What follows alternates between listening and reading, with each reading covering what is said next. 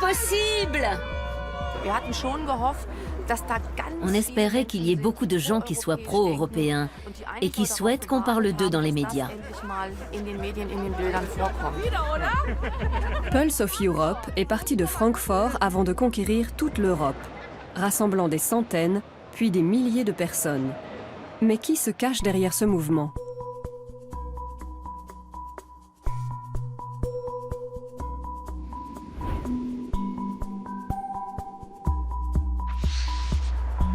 Stefanie Hartung, une avocate de 49 ans, fait partie des 8 fondateurs de Pulse of Europe à Francfort.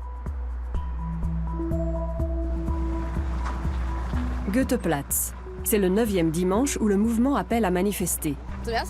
Pour la première fois, on aura une grande scène. Jusqu'ici, on utilisait toujours un camion qu'on louait. On installait la scène dessus et on y accédait par de petites échelles. Maintenant, on se professionnalise un peu. C'est super. Ça va aller. Super.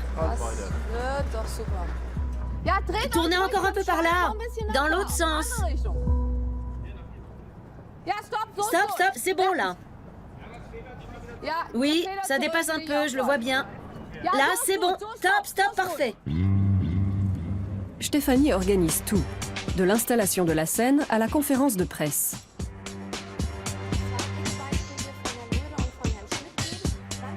C'est par lui, Daniel Röder, que tout a commencé. Choqué par le Brexit et la victoire de Donald Trump, il a activé son réseau et c'est ainsi que Pulse of Europe a vu le jour. 1 heure de prise de parole, de musique et d'action tous les dimanches à 14 h. On croule sous les demandes. On reçoit des centaines de mails par jour. Je peux bien parler, c'est la 3e fois que je viens. Ça devient de plus en plus compliqué. Je ne sais pas combien de temps on pourra encore le faire. La famille de Stefanie participe à l'aventure. Constantine, le fils, aide à monter la scène. Martine, son mari, et leur fille Antonia trient les bracelets pour les supporters. C'est l'horreur, ces emballages. En général, les gens ne manifestent que lorsqu'ils sont contre quelque chose. Mais ici, il va y avoir beaucoup de manifestants qui sont pour quelque chose. Et c'est formidable. Ils ont commencé à 200 sur la Goetheplatz à Francfort. 3 mois plus tard, ils sont environ 20 000 à manifester dans 46 villes d'Europe.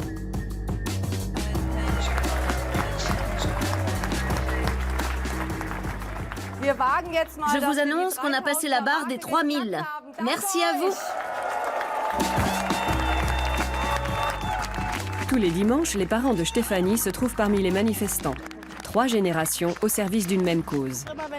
Chaque fois que je vois ces réactions ou que des gens me disent qu'elle a encore bien parlé aujourd'hui, je suis très fière de ma mère. Et on voit que ça fait bouger les choses. Je trouve ça vraiment génial. Cela crée un sentiment collectif, tous ensemble pour l'Europe. Il faut d'abord sauver l'Europe, même si on ne sait pas ce qu'on en fera ensuite. C'est, et ça restera, un mouvement citoyen. Grâce au soutien, à l'investissement et à l'engagement personnel de nombreux citoyens, on a pu rassembler toute cette foule qu'on voit aujourd'hui sur cette place. Il s'agit d'afficher ensemble notre conception de l'Europe, d'un projet commun comme la construction européenne. Pour reprendre une vieille expression, en manifestant ici, nous ne faisons qu'accomplir notre devoir civique. À l'aide de feuilles bleues, blanches et rouges, les manifestants reproduisent le drapeau néerlandais pour rendre hommage au peuple voisin qui est appelé aux urnes le 15 mars. Le slogan est « Restez avec nous, votez pour l'Europe ». Levez les bras.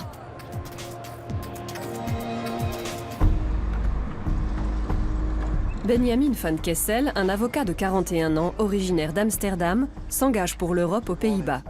C'est un couple d'Allemands, Sabine et Martin Fischer, qui l'a convaincu. Regarde, Benjamin, les couleurs de ton pays. Tu peux le garder. Il y a le drapeau dessus? Non, ça vient de ma boîte. Je pense que maintenant, il faut parler de l'organisation. Qui dit quoi et dans quelle langue? On doit en discuter. Les Fischer ont entendu parler de Pulse of Europe par leurs amis francfortois. Peu après leur arrivée à Amsterdam, ils ont créé une antenne. Benjamin les a tout de suite rejoints. Maintenant, le temps presse. Les élections ont lieu mi-mars. Aujourd'hui, ils veulent faire la promotion de l'Europe par le biais d'affiches. Je crois vraiment qu'il est temps de se battre. Quand on voit toutes les tendances antidémocratiques et anti-européennes au sein de l'Union européenne. Nous voulons donner une voix à la majorité silencieuse et dire « Nous croyons fermement aux principes fondamentaux d'une Europe unie ». À quoi cette Europe unie doit ressembler? Ça, c'est une autre question. Cette question est remise à plus tard ici aussi. Le plus important dans l'immédiat, ce sont les élections. Quelques amis sont venus donner un coup de main. Il ne reste plus beaucoup de temps pour tout installer. Comme partout en Europe, la manifestation doit commencer à 14 heures précises. Vous pensiez que tout était parfaitement organisé avec du personnel rémunéré et un directeur? Non. À Francfort, on a un gros camion. Ici, on fait tout à vélo. Sur la place Museum Plain, près du quartier des canaux, on ne se bouscule pas. Et en plus, la météo s'y met. Peu avant le début de l'action, le ciel se couvre.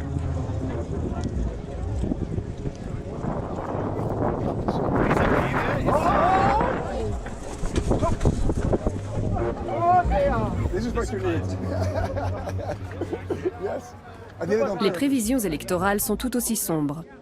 Le PVV, le parti populiste de Geert Wilders, talonne le VVD, le parti libéral du Premier ministre Mark Rutte. Beaucoup d'électeurs sont encore indécis. Et cet après-midi, Benjamin veut les rallier à la cause européenne. Je n'ai pas connu la guerre, mais mes parents si. Et ils disaient plus jamais ça. L'Europe est un rempart contre la guerre. C'est pour ça que ça me tient autant à cœur. Et cette manifestation n'est qu'un début. Il y a des Luxembourgeois? Qui veut le Luxembourg? Le Luxembourg. Ok, suivant. Seules 150 personnes environ ont répondu à l'appel. Il n'est donc pas facile de trouver un ressortissant de chacun des 28 États membres. Voici les dernières. Toutes les pancartes avec le slogan « Restez avec nous » sont enfin distribuées. On a commencé petit, mais on veut devenir grand. Et comme vous pouvez le voir, c'est un mouvement pan-européen. Amsterdam est une ville internationale. Il y a des gens des 4 coins de l'Europe. Et ils veulent tous faire avancer les choses. Donc c'est très très bien. Mais il reste peu de temps pour mettre en garde les Néerlandais contre les populistes. À Francfort, 4000 personnes parcourent les rues du centre-ville sous la bannière de Pulse of Europe. Ça ressemble plus à une promenade dominicale en famille qu'à une manifestation. Aujourd'hui, le parcours se termine sur les quais du Main. Regardez combien nous sommes! Regardez ce monde! L'Europe, on peut aujourd'hui la voir, la toucher, l'entendre. Alors tous ensemble!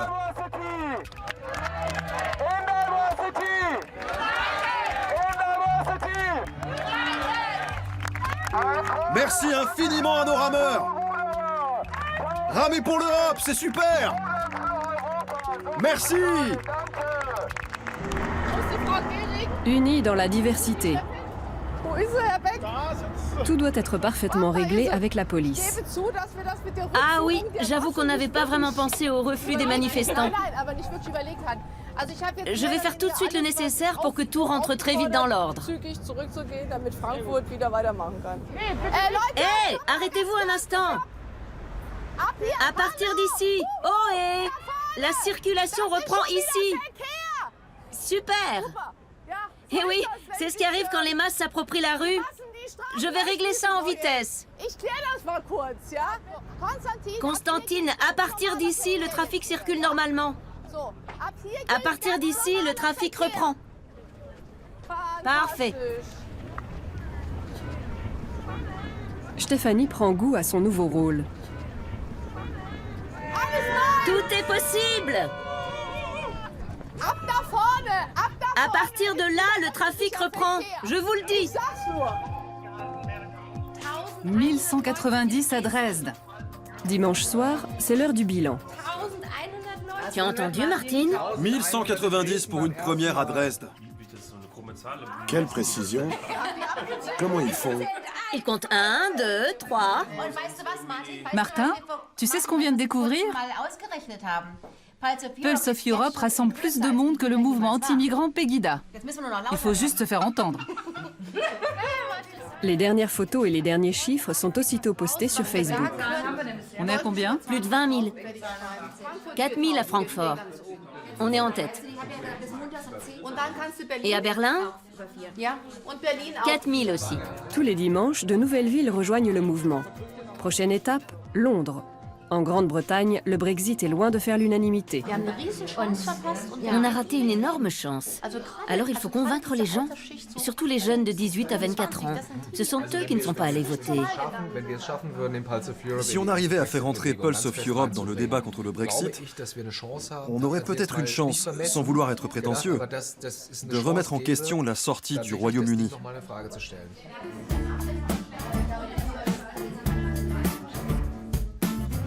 Daniel Röder rêve d'un mouvement international. En France aussi, il a des alliés. C'est un couple, Laetitia Mougenot et Aurélien Condomine, qui a lancé l'initiative à Paris. Un petit groupe s'est constitué via Facebook. Il compte des Français, mais également des Néerlandais, des Allemands et des Espagnols. Laetitia et Aurélien sont eux aussi avocats. Là encore, ce sont surtout les classes supérieures qui s'intéressent à ce nouveau collectif. Moi, je pense que les gens aiment bien chanter, il faut continuer comme ça. Les gens s'arrêtent plus quand on chante. Exactement. Aussi. D'après, peut-être on fait un témoignage, d'après on chante, témoignage. À la fin, non? À la fin. Et puis progressivement, on s'est retrouvé à plusieurs, à avoir cette même idée, cette même envie de sortir de nos canapés pour faire quelque chose pour l'Europe. Et c'est ça qui nous a rassemblés. Et on ne se connaissait pas préalablement. D'ailleurs, c'est une bonne occasion aussi pour retrouver des gens. Et c'est fascinant de voir des gens de tous les milieux, de toutes les origines, qui se retrouvent autour de cette idée. On se veut confiant, mais la peur est palpable. Y a-t-il un risque de Frexit? À un mois de l'élection présidentielle, Marine Le Pen devance légèrement Emmanuel Macron. Tout peut encore arriver.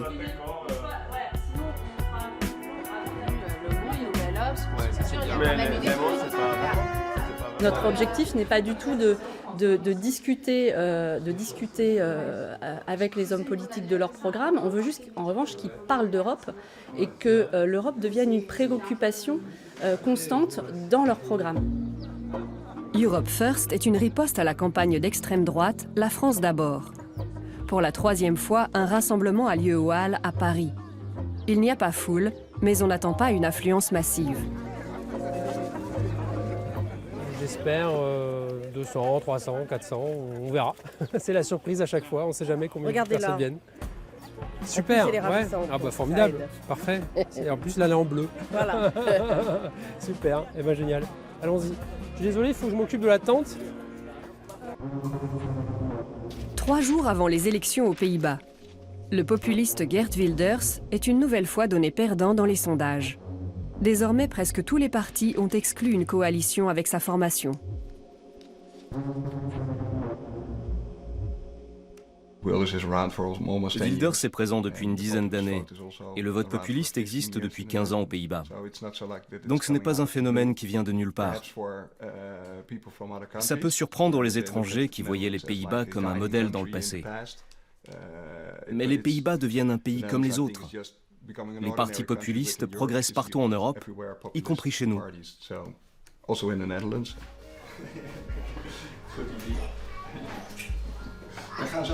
Je dois y aller. Tu vas où? Au Museum Plain. Pourquoi faire? Pour faire de belles choses. Benjamin a du mal à intéresser les passants.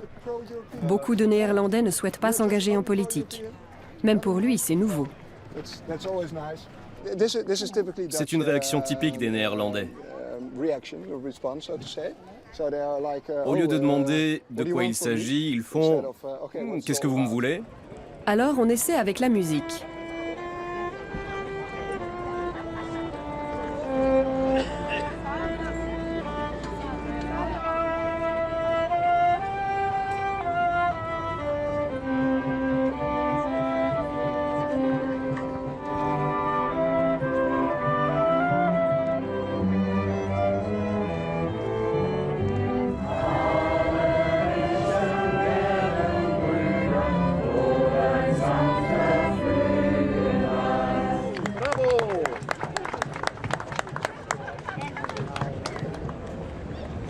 Pendant ce temps, Benjamin tente de savoir pourquoi tant de gens sont contre une Europe commune.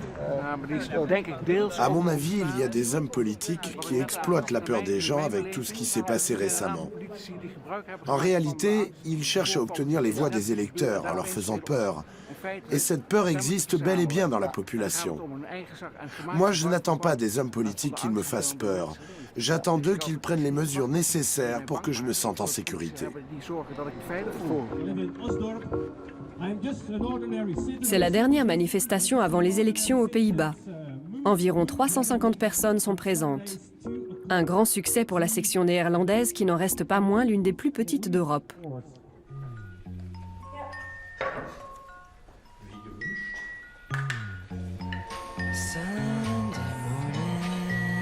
Francfort. Le petit déjeuner dominical est sacré pour les Hartung. Même si la conversation tourne toujours autour d'un seul sujet, Pulse of Europe. Imagine qu'un professeur vous propose d'aller sur la Goetheplatz comme sortie scolaire. Vous vous retrouvez à la manif de Pulse of Europe. Qu'est-ce que tu fais aujourd'hui? Je vais à la manif de Pulse. La classe. On va à la manif de Pulse. Avec notre super bracelet. Distribue-en. Il faut que ça devienne l'accessoire à la mode dans toutes les écoles de Francfort, d'Allemagne, de partout. La politique au petit déjeuner, c'est encore nouveau pour la famille. Le père est pilote et la mère avocate. Mais ils ne veulent pas se laisser engourdir par le confort. L'une des missions clés de Pulse of Europe est de rappeler aux gens que la démocratie n'est jamais acquise. On a tort de croire que ça marche tout seul et qu'on n'a pas trop besoin de s'impliquer. Si je me souviens bien, en 2014, il n'y a que 43% des électeurs qui ont participé aux élections du Parlement européen. C'est un aspect du problème. Pour le moment, tout va encore relativement bien. On croit que ça va continuer comme ça. Alors pourquoi s'engager en politique? Je pense que Pulse of Europe offre un compromis intéressant. On peut s'engager sans prendre position pour un parti politique. Depuis 10 semaines, Stéphanie s'investit à fond. Elle ne dort plus que 4 heures par nuit et jongle entre le travail, la famille et Pulse of Europe. C'est super, même si ça peut être pas agaçant mais perturbant. Quand on révise le latin ensemble et que le téléphone sonne 3 fois d'affilée et qu'elle reçoit 5 mails, ça n'aide pas forcément à la concentration.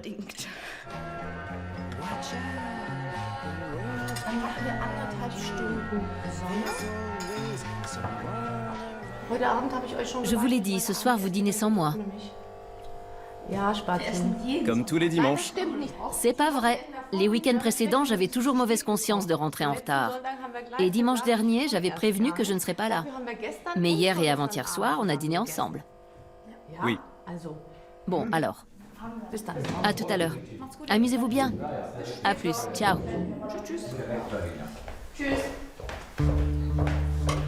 Avant de retrouver les organisateurs de la manifestation, Stéphanie fait un saut à l'église. Une fois encore, elle arrive avec 10 minutes de retard. Mais elle ne veut pas renoncer aux répétitions avec le chœur. Aujourd'hui, on devait répéter. Mais sans organiste, c'est difficile. Je ne sais pas si elle va venir. Je ne crois pas. Ça peut arriver qu'on se trompe de jour pour une répétition. Au moins, j'ai gagné 1 heure. C'est mon équipe qui sera contente. Je vais directement à la Goetheplatz.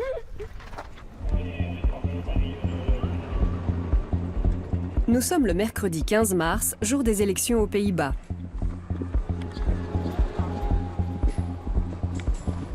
Benjamin se rend au bureau de vote de sa circonscription. Votre pièce d'identité est périmée? Non, mais elle arrive bientôt à expiration.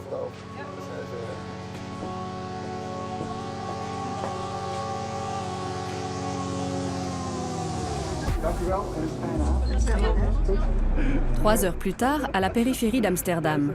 Sabine est là. Salut! Benjamin retrouve Martine et Sabine à une soirée électorale sans étiquette politique. Les premières estimations tombent. Ga doen. Ik ben heel benieuwd wat we gaan zien. De opkomst is inmiddels 82% geworden en we gaan het nog één keer proberen. Hier is de 82% des électeurs ont voté. C'est énorme.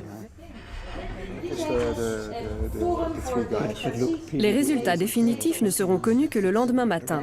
La victoire se précise pour le Parti libéral de Mark Rutte. Mais Geert Wilders a tout de même progressé de 3 points par rapport aux dernières élections. Vu de l'extérieur, on dirait que je suis plus heureux que toi. Tu as l'air tellement calme. Moi, je suis heureux parce que je trouve que c'est un excellent résultat, même s'il n'est pas spectaculaire. C'est une bonne nouvelle que ce type n'ait pas gagné. Je vois ce que tu veux dire. Mais il ne faut pas oublier que Wilders est là depuis 10 ou 15 ans. Et il a de l'influence sur la société. Bien sûr, on prend ce problème au sérieux. Martine et Sabine vivent à Amsterdam depuis 2 ans et ce sont leurs premières élections aux Pays-Bas. Santé. Bon boulot. Santé à l'Europe. Bonjour les Pays-Bas. Martine, tu peux enlever ta veste? Tu fais tellement avocat. Porter un truc pareil aujourd'hui. Tu as aussi une chemise verte. C'est la couleur du printemps et de l'espoir. Quelques remarques d'ordre vestimentaire avant de passer aux résultats électoraux. Alors, qu'est-ce que tu en dis? Je trouve que ça a très bien marché. J'avais des doutes sur le slogan « Restez avec nous », mais c'était une idée géniale et le résultat est époustouflant. Ce n'est pas de l'intox, c'est du réel. Et une excellente nouvelle. Mais pas le temps de souffler après les élections aux Pays-Bas. Il faut que je lise ça sérieusement et que j'en parle à Daniel. Daniel, j'ai besoin de toi. On va derrière. Là, j'ai pas le temps, sauf si c'est urgent. C'est le communiqué de presse qui doit sortir à midi. Quelle heure est-il? Je pars dans un instant. Quand peut-on se parler? Je vois d'abord une équipe de la télévision. Après, je suis dispo. C'est plus important que le communiqué de presse, mais pour midi, ça ira. Stéphanie se rend à son cabinet d'avocat. Elle est spécialisée dans la protection des marques et compte des clients dans toute l'Europe. Selon elle, Pulse of Europe pourrait d'ailleurs bientôt devenir une marque.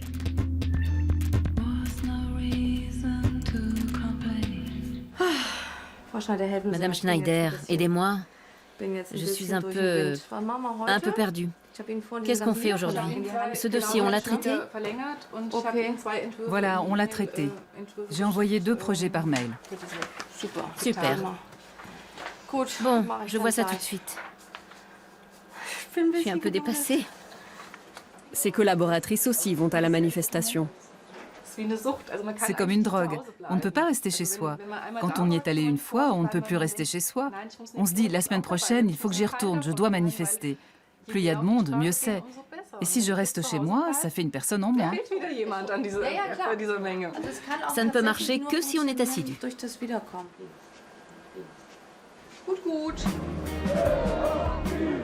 Retour à Paris. Jusqu'ici, seules les chaînes de télé allemandes s'intéressent à la section française de Pulse of Europe. Les militants font de la publicité sur les réseaux sociaux et à l'aide de tracts. Mais l'action n'attire pas les foules. C'est petit tout là. C'est petit. Hein. C'est pas beaucoup de monde, je trouve. Pourquoi vous pensez qu'il y a peu de monde? Les gens ne sont pas concernés. Et vous, vous êtes concerné? Par l'Europe? Un petit peu, oui. Aurélien, lui, est un Européen convaincu. Il a vécu dans plusieurs pays, parle couramment l'anglais et l'allemand et a des contacts aux 4 coins du continent. On était à Londres juste après le vote du Brexit. Moi, j'avais des déjeuners professionnels à midi et j'ai vu plusieurs personnes pleurer au déjeuner, avoir les larmes aux yeux, parce qu'ils disaient mais mon pays quitte l'Europe, mais c'est plus mon pays, je reconnais plus mon pays, c'est une fracture dans mon pays. C'est vraiment une émotion très très forte, négative. Et nous, on s'est dit mais on peut pas vivre ça en France, c'est juste pas possible. Environ 300 personnes ont fait le déplacement, alors qu'ils sont des milliers à assister au meeting des candidats à la présidentielle. On le sait très bien, Il y a des partis politiques en France aux extrêmes des deux côtés qui sont pour le Frexit, pour sortir la France de l'Europe. Il faut quand même imaginer 2 secondes ce que ça peut vouloir dire. Hein? Incroyable. Voilà. Les plus âgés savent ce qui est en jeu.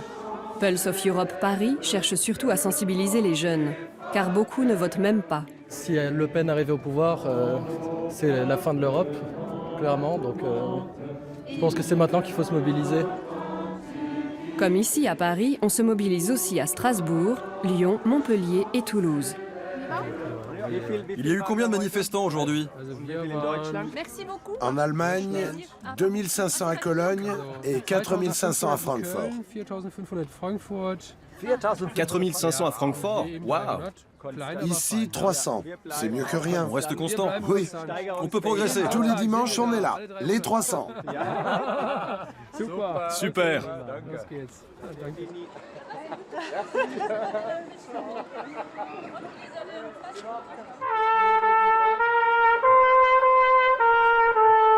Francfort, Goetheplatz. Un autre dimanche peu avant 14 h. Le mouvement s'amplifie. Désormais, beaucoup de gens veulent se servir du micro pour faire passer leur propre message, ce qui n'est pas du goût des organisateurs.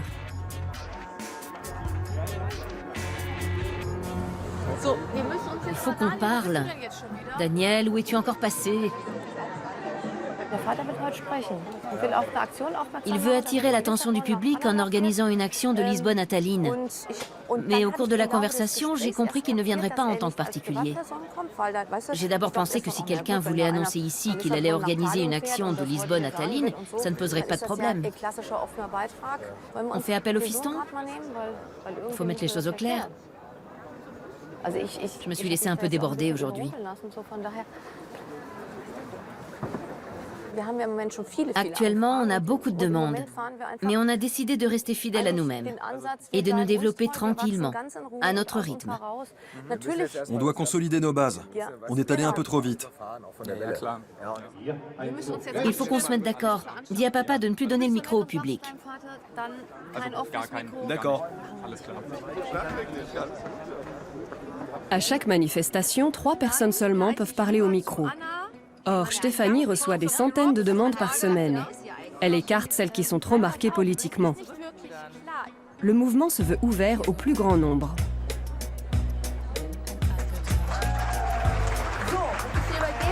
Maintenant, je passe le micro aux représentantes de Young Pulse of Europe. Selon Stéphanie, 4500 personnes sont venues à la 10e manifestation. Un nouveau record. Bonjour Francfort, vous m'entendez? Super! On est tous réunis ici parce qu'on soutient Pulse of Europe.